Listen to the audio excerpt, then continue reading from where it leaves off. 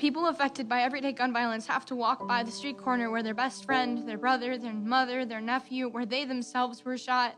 And life goes on and on as if we all haven't just watched a loved one die and get put in the grave.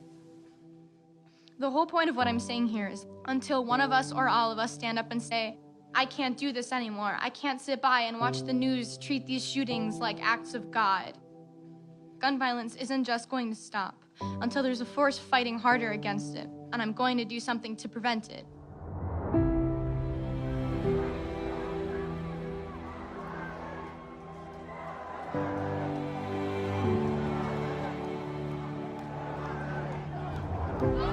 They say that tougher gun laws do not decrease gun violence. We call BS! They say a good guy with a gun stops a bad guy with a gun. We call BS! They say guns are just tools like knives. We call BS! They say that no laws could have been able to prevent the hundreds of senseless tragedies that have occurred. We call BS! That us kids don't know what we're talking about, that we're too young to understand how the government works. We call BS! What we're fighting for will happen because we're fighting so strongly for it. We're going to make this change.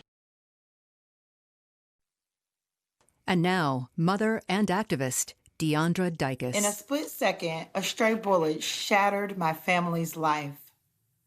My son DeAndre was only 13 years old.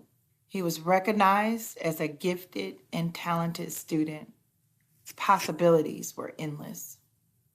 He was dancing at a birthday party when he was shot in the back left side of his head, shattering his skull. One shot changed our lives forever. Today, my Dre does not talk. He does not walk. I know he knows me by the smile he shows when I walk in his room, but I'm unsure if he knows a gunshot has changed his life.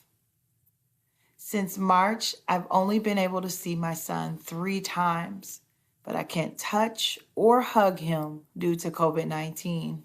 People tell me that I'm lucky. I tell them we are blessed. I remind them that my son is in a wheelchair and unable to feed himself. I don't think DeAndre feels lucky when he has to be bathed from head to toe or gets injections for muscle contractions. I am in a space of gratitude.